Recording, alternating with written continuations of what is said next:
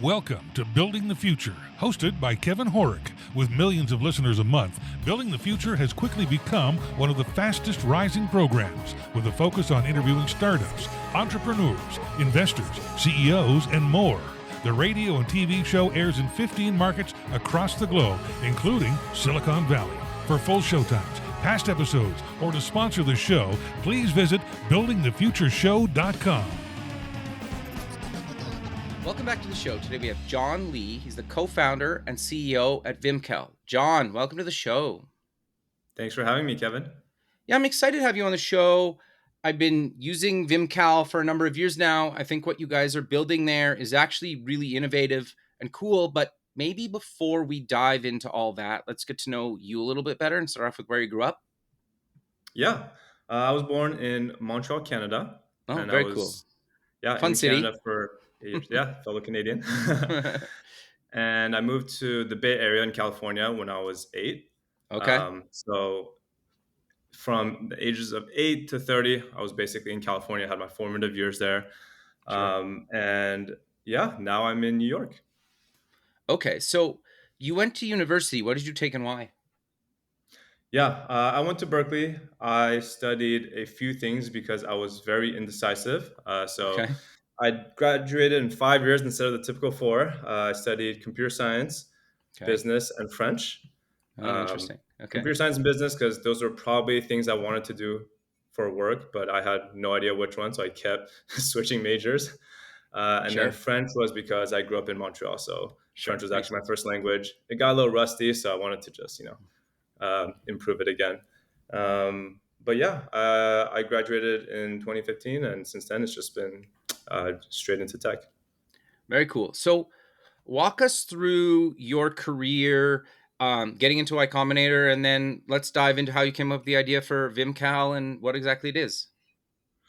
Yeah, so in college, I had an internship at Apple, which I would say solidified a lot of the philosophies I have now Okay. running a company. Can you give us some examples? Sorry to cut you off. Yeah. My first year there, I think, was the last year that Steve Jobs was there. So Did you get to meet him? everything was. We were supposed to have I think, an all hands for the intern class that year, Okay. but he was sick, unfortunately. Oh, that's It was that like sucks. 3 months before he passed. But Right. yeah, just basically missed him. I would say some of the lessons I took away was just product first. You got to be Yeah. hyper focused on product. And then everyone around me was very good at pruning, just like subtracting in terms of having more focus on the one or two things you should be doing. So I saw that in my manager. I saw that just in the culture internally. And so that's why even building Vimcal, we're very minimalistic when it comes to, we have a lot of features, but when you just look at it, there's not much, going on. We hide it away pretty well. We have everything harmonized, all the features harmonized with each other very well. And that's really something I took away from my experience at Apple. And once I graduated, I worked at a startup for about 6 months as a software engineer. And then we got acquired by Twitter. Oh, wow. Right That was at quick. that time. Yeah. And so I was at Twitter for 2 years in the heyday of the 2016 election. So it's pretty crazy time.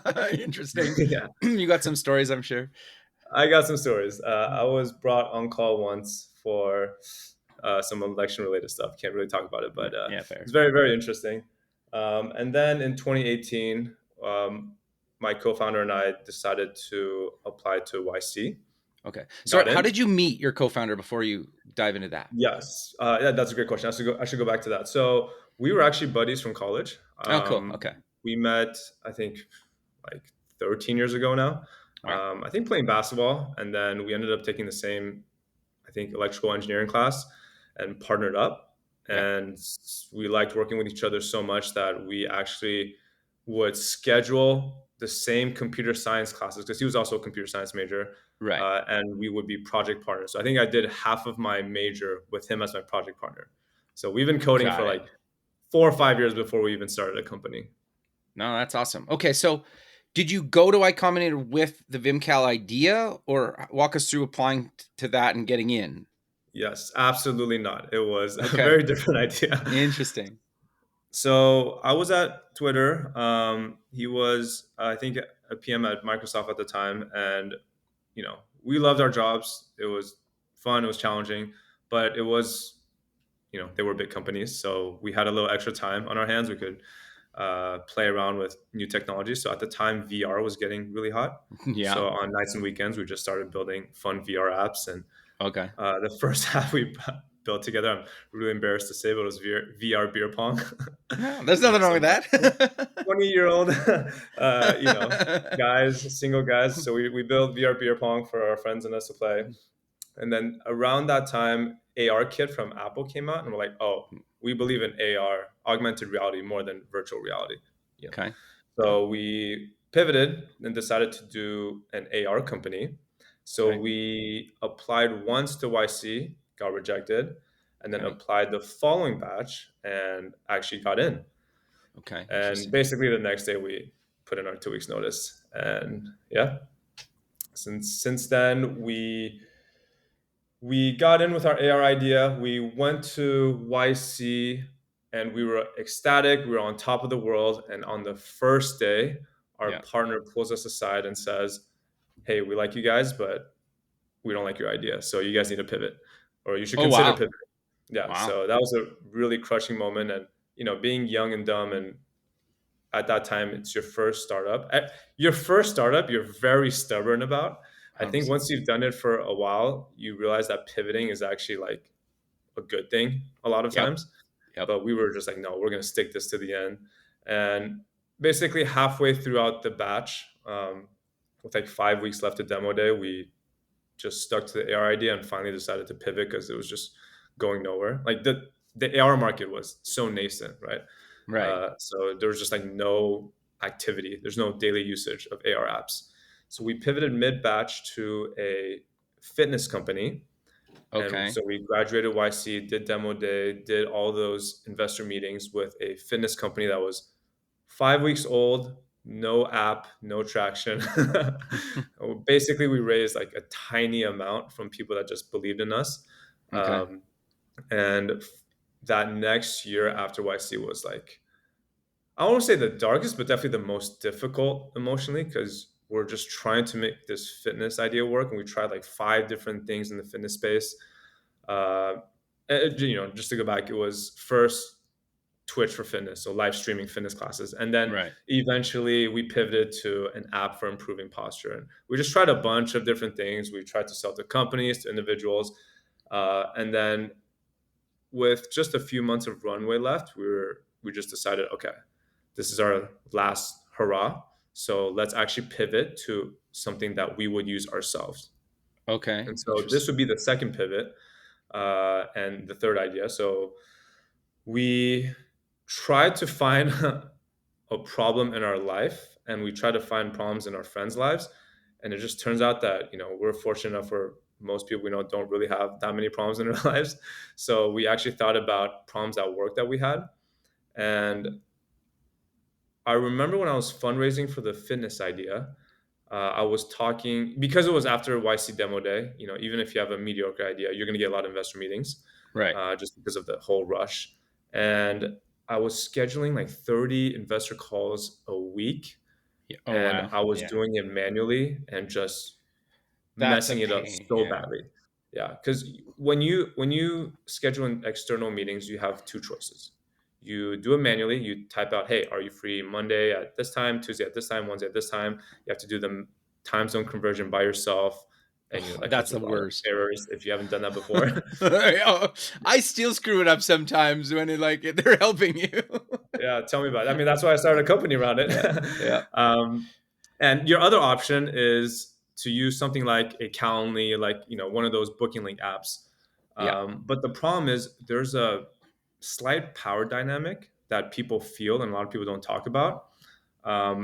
When you give someone your Calendly link, depending on who it is, like if you're giving it to someone important, it kind of feels too transactional. Some people call it rude. I think most people don't care, to be honest, but you don't want to risk it, right? If I'm asking you, an investor, for money, I don't want to risk making you kind of like, It looks like you're giving them like a white glove service if you basically say like, I'm free these times instead of just like, here's a link, have fun. Yeah, here's Yeah, my I get robot it. EA, Yeah. right? Like Yeah. you don't want to do Yeah. that. So I always say there's a power dynamic. I would never give an investor a Calendly link, but they can totally give it to me, and that's fine for both sides. Yeah. Yeah. Yeah, makes sense. Interesting. And so because I didn't want to use that, I was manually booking, 30 meetings at the same time. I booked one meeting at 4 a.m. on accident because the person was, across the world. I double booked 2 or 3 meetings. I'm pretty sure I lost at least one potential investment because of just my scheduling mayhem. And so when we were thinking about the next idea we were doing, we wanted to originally build the best calendar for founders fundraising. So Yeah, very interesting. niche, very specific. And we're just like, if we can only solve that one use case, if our goal was like, YC demo day, all the founders and all the investors are using Vimcal to just schedule with each other, then, we can go from there. But that's kind of our niche. So we launched after 6 months of development, and we thought it was only going to take 30 days, but it ended up taking 6 months. That's how things go. Yep. We launched, and when we launched, we had 50 days of runway. So it was back against wall, Hail Mary. I remember we were at an office hour with one of our YC partners with like a month or 2 months before launch, and we were just so beaten down, and so kind of like not depressed, but just like so sad, and like, all right, if this doesn't work, we're going back to the job market where this is it. So we launched, and we luckily in the founder community, people really liked it. Sweet. And so we actually had me onboard every user over a 30-minute call. Okay. So again, like a superhuman type onboarding type thing? Superhuman type, white glove, and people think it's because, our tagline was superhuman for calendar at the time. Which I remember that. Catchy, but it wasn't because we wanted to copy superhuman. It's because we literally ran out of time to implement a self-serve onboarding and payments. So I had to do the onboarding for every single person, and I had to ask at the end, all right, here's a Stripe invoice for $15, and I had to watch them put the credit card in because I didn't want to wait for them to do it over email and things get lost, right? So I did that with the first 1,000 users. 1,000 users. Wow. First 1,000 users. That would have taken a ton of time. Months. And it got to the point, and mind you, we launched this a month before COVID. So I was doing all this during the lockdown. So I think it was like late January we launched, and then mid-March was obviously lockdown. Right. Interesting. And then my calendar was just 8 a.m. to 5 p.m., just 30-minute calls nonstop for like 6-7 months. And it actually got to a point that I did, it's weird, but I did so many calls that actually ended up in the ER. What? And at that point, we're like, okay, it's time to hire our first person. So I would do the calls on my bed because I was sharing an apartment with 4 people during COVID. So no one could leave the house, which meant like if you were working, you had to work in your room because everyone's on calls. Everyone's working remotely. Right. And my back and my hips just got so stiff that one time I went for a run, I got really stiff, and then I sat down on a chair and just ended up on the floor for an hour. Wow. Yeah. Just because like I wasn't moving. I was just like curled up on my bed 9 hours straight a day. Yeah. Wow. So yeah, that taught me to move my body more, and also it's time to hire a first employee. Fair enough. Okay.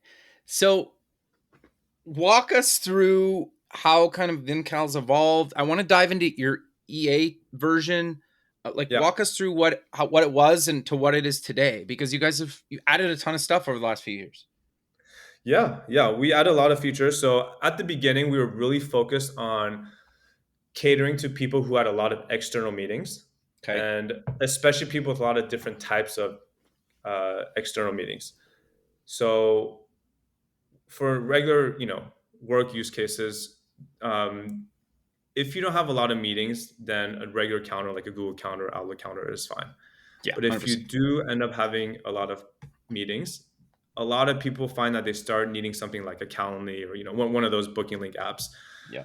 And that works really well if you have one specific type of meeting, right? Like Kevin, if 100%. you're just booking podcast interviews Yeah. or that's great because it's one very specific type for Yeah. recruiters, for salespeople, for customer support. It's really good because you have one defined role, office hours. But if you are like a founder or investor, you have, you know, customers here, you have investors there, you have legal meetings, you have all these types of meetings. One link doesn't work for everyone, which is why when we built Vimcal, we built it with that flexibility where you can send different times to different people like you're doing it manually, but it comes with a booking link. So you don't have to do any time zone conversion, any of that. So you are putting guardrails on your calendar and you're basically designing your week as you go because you're offering specific times to specific people, but with a booking link. Yeah, that's Um, sweet. yeah. So that is still a huge focus for us, but we have over the years shifted focus to building out features for the entire team. So now Okay. we have a lot of features to help you not only schedule, with all types of people, but if you and your co-founder or you and two members of the team need to meet with someone outside, you can offer times to them and it will protect all three of your calendars from conflicts, right? So there's all these different dynamics now. We have a lot of features for internal meeting. If you have five people that you need to get together and they're in different time zone, we just find times for you really quickly and really easily. So I think taking a step back, Vimcal is really, really focused now on the work use case, whereas before it was a little more general. And we're Okay. really focused on people who have a lot of meetings. And if you have a lot of meetings, usually your team has a lot of meetings. And so that is kind of where we've transitioned into. But the core use case is there. It's for sending availabilities, it's to scheduling meetings. Now, when we were doing all the manual onboardings, and we're still doing a lot of manual onboardings, about 25% of our users are going through an onboarding call still. How do you Before, find that? Sorry to interrupt you, but like there was kind of obviously that was a new thing a few years ago when you were doing it. yeah. More and more companies have been kind of doing it. Like, what's your experience with it? Because you've been doing it for so long. Is it valuable? Is it not valuable? It really depends. Walk us through that. Yeah. I think our philosophy with users is to find champions. It doesn't matter what Ah, stage you are. Like, yeah, okay. it doesn't matter if we're going to be a huge company one day or, if we were day 30 after launch, you want to create as many power users as possible. And nothing compares to getting on a 30-minute call with someone to walk through the app, to answer every little, question that they have. And when they leave that 30 minutes, they're a pro. And Yeah. they usually really like the app, right? Obviously if you've done a good job building application. And we see that conversion is like 3 times higher. Retention is also much higher. Obviously, you can't do it at the same scale. So it really depends on how you qualify the users that get on the call. Sure. Um, Yeah, that makes sense. yeah, but we've done tens of thousands of these calls by now. So I would say that's something that's core to our DNA as a company. And you just learn so like that. I think that's one reason why people say we ship fast and ship fixes fast is because we literally on the calls, we see it. Sometimes they don't even have to ask us and we just go back and fix it in the next 15 minutes. Even today, like 4 years into the journey. And we also learn a lot about our customers and not just about their use cases, but all like the intricacies of scheduling, like how they send emails when they schedule, like all these little things, because they're sharing their screen and they're telling us, oh, I like to use this app for this reason. And here's how I write an email to someone. We just see thousands and thousands of examples, right? And that's why it's so valuable. Yeah, And interesting. one of the learnings we made was that executive assistants are scheduling a ton, obviously, for very important people, Yeah. and there's nothing built for them, which is Yeah. mind-boggling to me, right? They are the elite of the elite calendar users. We call them the Navy SEALs of calendar users, and we've since early on we've known that if we can build a calendar for EAs, we can build a calendar for anyone.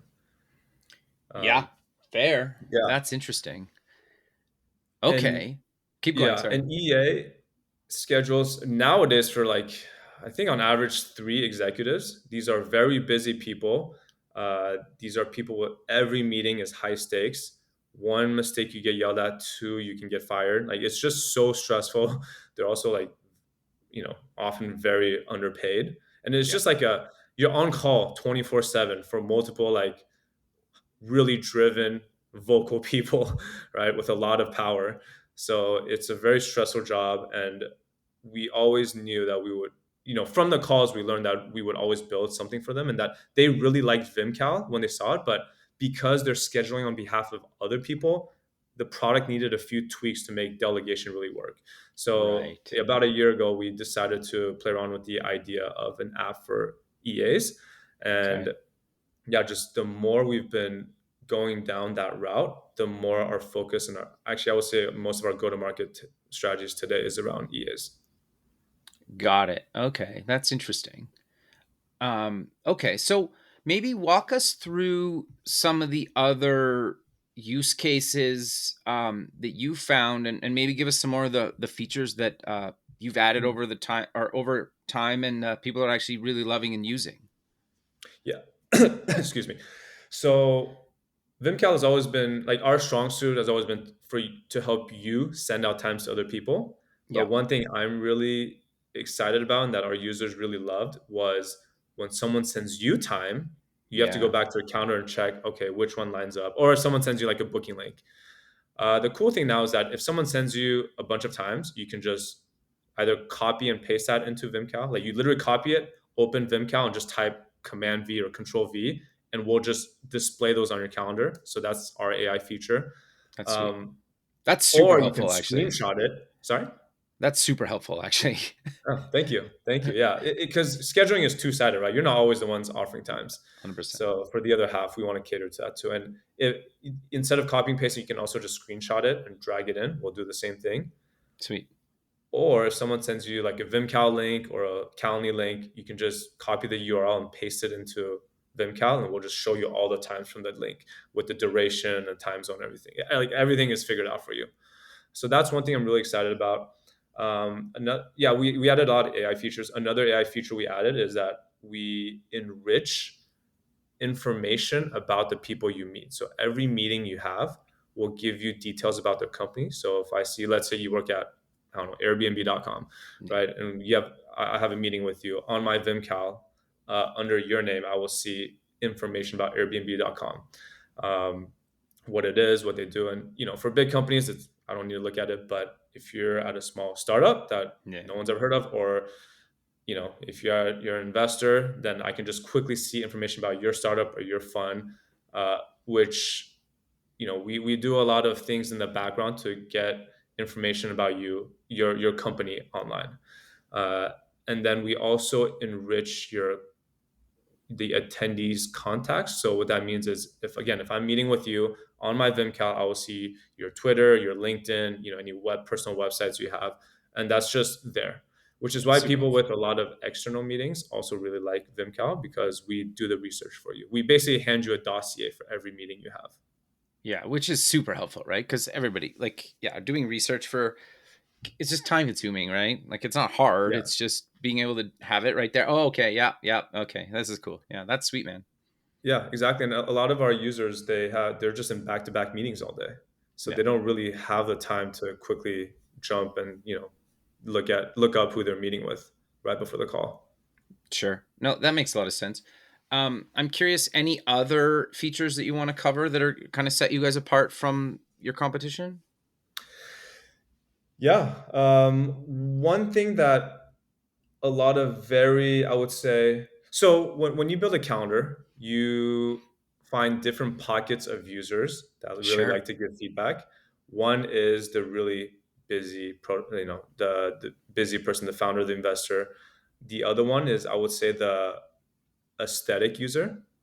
So I would say this is like design Twitter. This is people who care a lot about just the look and feel, because a calendar, unlike email, unlike spreadsheets, it's a very visual, very, again, like a very visual tool, right? Yeah. And it's like a grid. There's a lot of things happening. There's a lot of colors. There's a lot of buttons. It's almost like a canvas. more so than like tables and rows and text. Yeah. Interesting. So people have a lot of input about how they want it to look and feel. And a lot of times it's conflicting between the groups. And so I Sure. think Well, what yeah. we've I done sent you a, some of those. yeah, I mean, it's good. We're implementing them. So thanks for the feedback. um, One that I really like and that I just, it makes me look at the calendar. It just gives me a happy feeling is when when you have two of the identical events on your calendar. So let's say I'm looking up my coworker's calendar and we're both on the same meeting. Yeah. In Google Calendar and Outlook, you would just see two identical meetings of the same color, right? What Yeah. we do is we combine it into one, and we give you like a beautiful gradient of the two. So it's like if your calendar is blue and theirs is red, and it's the same meeting, you'll see one calendar and it's like a blue to red gradient. And it's just like looks like a rainbow. Your calendar just looks like a rainbow. It's very appealing. Um, so that's like on the aesthetic side. We also cater to these, like I would say, like advanced calendar users uh, by allowing automatic color coding. So we have a tagging system in Vimcal where you can say, okay, tag all of my external meetings with an external tag and then automatically color them green. Tag any meeting with the word one-on-one in the title and automatically color it red, right? I That's have it cool. as orange, right? So there's all these ways you can just color code your calendar, and it takes like 15 seconds to set up one of these rules. And then at the end of each week, we send you a metrics report of your calendar. We'll tell you you had 20 hours of meetings last week, 15 were external, 5 were internal, and then you spent 3 hours on one-on-ones and 5 hours on recruiting. Like you know, Which all is this cool. breakdown. Yeah. Yeah. That's nice. And It's super then handy. yeah. At the end of the year, we do something like a Spotify Wrapped for That's your cool. calendar. So a whole annual like statistic in a cool like IG story flow. We call it Vimcal Rewind. So that's every December, and people love that. Yeah, that's cool. No, yeah, it's super helpful, right, to have that kind of stuff. Yeah. So I'm curious, you covered some stuff really early on that I think kind of demystified some of this stuff. Obviously, I think like, well, Y Combinator is this, YC's probably still the most popular tech incubator, at least Hmm. top 3, top 2, doesn't matter. Like, you know, that's kind of the pinnacle, right? And it's interesting to me that you came in with a different idea, you pivoted through it. Like, it's not all just like you have this idea, you get in there, you raise millions of dollars, and you IPO, and like Hmm. you went through what a traditional people in startups kind of go through, is like you struggled a bit, right? And Yeah. I'm glad that you talked about that. But what other lessons have you learned along the way that you'd like to kind of pass along to other people that you've learned kind of maybe through some of the failures, which I think everybody fails all the time. Like I think the most perfect example of this is like Apple just said they're stopped doing the car. Like if one Mm. of the biggest companies ever can still fail, like everybody Hmm. fails, right? Yeah. Including Apple. Yeah. Yeah. I think one lesson I've had to learn over and over again Okay. is not doubling down and tripling down on something that already works, even if it's a little bit. It's like almost like you find something that works, whether it's a marketing channel, whether it's a feature that you just launched and it works, and like, hooray, let's move on to the next thing. Like I would go back and just milk it till I can't anymore if it works even a little bit. Because when you're running a startup, it's so hard. You're you're building something and trying to push it into the world and have it be used every day by people. Like people are bombarded with stuff, right? So it's just hard to find one little like wedge into people's lives. And once you Yeah, do, that's interesting. like widen that wedge. Like don't go somewhere else and try to find the next shiny object. And so I would say early on we were pretty good at focusing on people with a lot of meetings. Yeah. And I think maybe a year or two in, a lot of competitors came out and they were more, I would say they were more like the focus on making things really aesthetic. Uh, And so I think, obviously, design is one of the top priorities for any counter company. But I would say because of that, we started focusing on different users almost. We kind of Yeah. strayed away from our core user base, which is people with a lot of meetings. And so we would launch features that really didn't help you if you had a lot of meetings. And then when we did launch features that were related to scheduling or actually putting meetings on the calendar, they worked. The launch went great, and we did a quick V2 to fix some bugs, and that was it. But we should have gone back and just like added more features, added more support around it. And so I would say the big lesson this year is that we're just focusing on like two or three things, and that's all we're doing because we know that they work. So one of them is our Vimcal Maestro product, Yeah. which is the product for EAs. One is just booking links. We're just going to make our booking links the gold standard of booking links. And then team features, because we know that teams love using Vimcal to schedule with each other, even more than individuals. Yeah. No, that makes total sense. The interesting thing that you said there too is like, okay, you built this product for a specific type of user. And then now you're starting to like go adjacent to that. And what I mean by that is like now you're building like an EA product, which Yeah. is like a different user, but it's actually for the same user. Because like if I have an EA that's scheduling my calendar, obviously I'm getting my calendar, but they're Yeah. also scheduling into my calendar. So it's like you're just widening the net, right? And the other thing that you're doing, which is really smart with that, is it's really hard to move to the competition if now two people are using it and then it goes to my Yeah. team. And like just switching my own personal calendar to another competitor is a huge pain. But if I have to move me, my EA, my whole team, you're just like, forget it, right? Kevin, that's such a good insight that you just had. And well, when we started, we were basically focused on startups Yeah, and younger companies, right? Smaller companies. sure. And we saw some of our users, like they just experienced hyper growth, and they got to a place a few years later where the company was big enough, the CEO was busy enough where they need to hire an EA. And Yeah, all of a sudden, the person who's doing all their own scheduling, who was a power user of Vimcal, basically overnight does zero scheduling anymore. But yeah, they have the same meetings on the calendar, right? It's not like they're less busy. It's not like they changed jobs. So the EA product, apart from the primary goal of actually catering to EAs and making them more productive, it's also to graduate with our user base because it's yeah. the same busy calendars that will need that product. It's just someone else is in the driver's seat. And uh, and that's the interesting part now is because now we're going up market. Now we're targeting like Fortune 500, whereas before we were just tech Twitter. And so we Yeah, kind of have a two-pronged approach, whereas like we have a marketing strategy for more of the PLG bottoms up part using just the Vimcal product. And then we have Vimcal Maestro, which is our EA product. And that's more sales driven. That's more trying to land entire teams of like 500 EAs, companies, right? And then right. going from there, because once you the key thing is once you have the EA on Vimcal, you basically also have the execs calendar. And Yeah. so the true value is that if all of Fortune 500 is using Vimcal Maestro, so are the execs.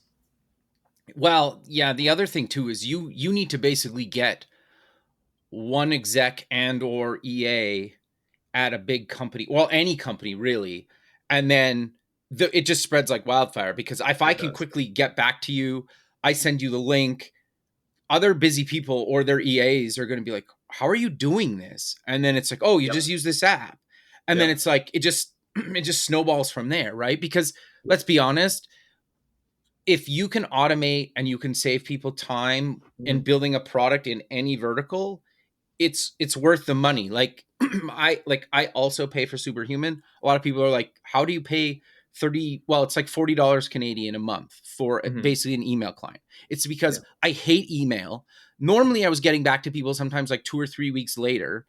And it's like Mhm. if I can get back to somebody within, 24 to 48 hours compared to 3 weeks, Yeah. it's worth it for me. Cause then I like, it's like, it just makes me look like a better human being to other people Yeah. if I'm getting back to them right away. Right. So for the $1 a day that it cost me, or like a couple more than that Canadian, but you get what I'm going at. Like, people don't think of it like that so much. It's like, well, that's expensive for that. But it's like, is it? Right? If it's saving you X amount of time and it making you look not incompetent in a lot of cases, Yeah. because like, if I book a bunch of meetings and I book them all at the same time, or I mess up the time zone, like, yeah, some people forgive that, and some people, like, it can wreck. To your point, it's like you potentially lost an investment because of it. It sounds stupid, but it's not stupid, right? Like, for the cost of it, it's like, it's a no-brainer, especially if you're busy. Yeah. Yeah. And yeah, I think people think about pricing in a very funny way, because like, oh, $30 is too much for this, but then they'll turn around and pay $30 for something completely Yeah, I'll buy a unimportant, $7 not even latte at better. lunch. Yeah. I live in New York. Like, you walk out, it's $25 automatically. You step onto the sidewalk. Yeah. But yeah, you have a good point there. I do think that another lesson we learned, very, close to what you said, is that niching down just makes everything easier. When our when we decide to launch the EA app and we just focus on EAs, it is so much easier not only to reach out to them, to, all our marketing and sales got easier. The product was just more focused. Yeah. um, and I would say that's similar to when we were unfocused with the flagship Vimcal product, and then we decided to refocus on people with a lot of meetings. The same Yeah. thing happened, where it's just like all the marketing copy, all of our numbers, the retention, the trial conversion, all went up, because we're like, this is only for this type of people, right? Yeah. And you're solving a If real it pain works for point. those type of people, it's going to work for people that don't have a lot of meetings, right? Like that, Yeah. we're building for the advanced use cases, the most complex use cases of the calendar. If you don't need something complicated, you have the free options. That's totally fine. But that's why people come to Vimcal and stay with Vimcal. So niching down as much as you can, and like, sometimes you get it right from the beginning, and then you just forget and lose focus, and then you have to kind of like recenter. So at the beginning, when our goal was the best calendar for founders fundraising, that was so focused and niche. And somewhere Yeah. along the way, we started looking at, oh, should we do some things for college students and this and that? And it's just like, no, come back to center. Yeah, that's actually really good advice in itself, right? Because it's really easy to start building all these like verticals, and Yeah. it's also hard.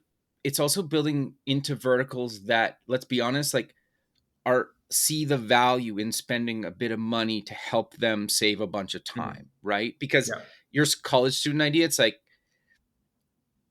I sometimes selling to maybe broke college students isn't your best idea. Maybe it is, maybe it isn't, right? Mhm. Where you can spend a ton of time chasing a vertical where there's not a lot of like paying users in, right? Yeah. Yeah, that's interesting. Yeah. And we found that in the calendar space, everyone loves a good calendar, 100%. but whether someone's willing to pay for it is, there's I think a sharp contrast between those groups. And so we find that anyone we show Vimcal to, they would want to use it. Yeah. um, I think the amount of people that would use it if someone else paid for it is much higher than the amount of people that do pay for it, which is why you see every calendar startup that comes out, they basically get acquired within a few years, right? No one really makes it as a calendar. And that's the reason, because the majority of the market has so many good free options. And Yeah. that's also why we built for the most complex use cases, for the people that are willing to pay, the founders, the investors, the EAs, the executives, the business owners, the agencies, people like yourself. You might have clients at 5 different companies and you need all those calendars on one view, right? Yeah. All these cases are really freaking difficult to build. Uh, 100%. and that is a moat for us, because we spent the time, we talked to tens of thousands of people manually to get to this point. Yeah. No, it makes a lot of sense. So I want to cover platforms you're currently supporting, and then what platforms you're going to support kind of in the near future. Yeah, we currently support both Microsoft and Google accounts for Okay. both our Vimcal and our Vimcal for EA product. Yeah. And we support iOS for mobile. Okay. Yeah. And then for the desktop app, you can use it on PC or Mac or anywhere in the browser. Yeah. Android is on our roadmap, and we hope to have iCloud integration in the future as well. Interesting. You also have an iPad app too. We also have an iPad app, yeah. I'm curious. Like I have an iPhone and an Android phone. I'm curious. Obviously, like a lot of companies release for iOS first, and I get why they do it. Like, is there actually a market for like a Vimcal for like Android? Like, is that a real use? Like, are you getting that request? Because why I ask is because it's a lot of work to build for like one platform, never mind multiple platforms. Yeah. And just from people listening, that are thinking like, what do I do here? Like, what have you actually found? Like, it sounds like you've got the request if you're building it, but what's been your experience and feedback from your users in that space? Yeah. I was talking to another just fellow founder, CEO a while ago, and he mentioned something that I can't forget. He said, I told him what I was working on. He's like, oh, you have the mother of all TAMs because everyone and their mothers use a calendar. Yep. And any job, personal or work, white collar, blue collar, you need a calendar, you need email. Those are kind of the bottom of Maslow's hierarchy of work tools or life tools, right? Yep. Work and email. Email and calendar. So there's absolutely a big market in the Android market. Sure. Just because of user base. Just because of the user base and just everyone needs a calendar, right? Everyone wants a better calendar. I would say that we do something very unique with our pricing where actually our mobile app is completely free. So our iOS app is completely free. You can try the desktop version, it's $15 a month. And then if you try that, decide it's not for you, you don't want to pay for it, you can still use the iOS app for free forever. And so if we do Android, it would be the same thing. So I do think we will have a big market. And we have seen like a lot of people go back to using desktop after iOS. And our goal with the mobile calendar is to build the absolute best mobile calendar and give it out for free. Because you've probably taken more time than most people to look at calendars on the App Store. Yeah, I've tried them all. There's really nothing good for work, right? They're terrible. It's all really bad, and they're trying to monetize it, or they have ads, or it just like doesn't load. Yeah. So we are trying to build the state-of-the-art mobile calendar, and we are building it for work. Like I think Vimcal is still the only calendar in the mobile app store where you can look up a teammate's calendar on your phone. Like I think you just can't do that anywhere else, right? Yeah. It's just mind-boggling. Everything is kind of designed for personal or family life, not for work. Yep. And so we're building it again. I've said this, I'm sound like a broken record, but building the best work calendar and giving it out for free. So Android, we definitely want to do that as well. Makes sense. Well, and maybe this is a bad assumption. I'm assuming that some of the EAs are running Android phones just for whatever reason, right? Not iPhones. I'm assuming that. Have you found that? Yes. We've also found that EAs do everything on the computer. Just it doesn't because matter. It's so most people with mobile calendars, the mobile calendar is like a read-only device, like a platform for them. Like they're just seeing what's coming up, what's their day like. We've done things where we made it very easy to schedule on the go. Like you can schedule with NLP, like coffee meeting tomorrow at 5 p.m. We'll just put it on your calendar. Yeah. But EAs, because it's so complex, like they don't trust the phone to schedule. That's actually really interesting advice because, and I would put myself in this boat 99% of the time or 90% of the time, I always want the same features in a desktop that are on a mobile experience. But the more and more complicated some apps get, you almost don't want some of those things because if you screw it up on a phone in like certain cases, you almost like have to push them to the desktop, or you do like a simple version and then maybe you have to verify it or do something when you get back to your desktop, right? Because Mhm. it's challenging, or it can be challenging, right? Depending on Yeah, what you're trying yeah. to do. It's funny. Most people will see a notification like in their email Yeah. on their phone, Yeah. and then wait till they get to the computer to actually schedule Yeah. the meeting. Yeah. Which is interesting, right? Yeah. Just from a user testing perspective, that's a fascinating like use case, right? Yeah. So one of our goals is to just remove all the friction to the point where you're actually scheduling the meeting on your phone. And I would say Hmm. we probably we probably make it like I would say 30% easier, but some people just have hardwire habits. Yeah, that's fair. It's hard to break. Well, especially when if your laptops are like right next to you, just like just grab Yeah, it. But very exactly. cool. But we're kind of coming to the end of the show. But is there any other advice you'd like to pass along to founders, or something you wish you maybe learned earlier on in your career? Yeah. I think I've been doing this for 6 years now.